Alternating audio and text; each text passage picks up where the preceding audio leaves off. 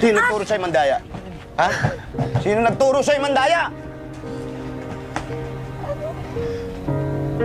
Anong ano?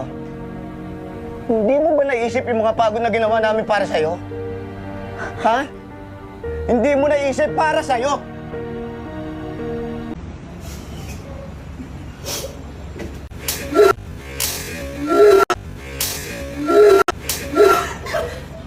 Congratulations!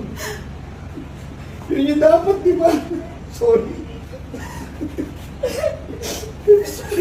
Pinagluluksa ko yung anak ko.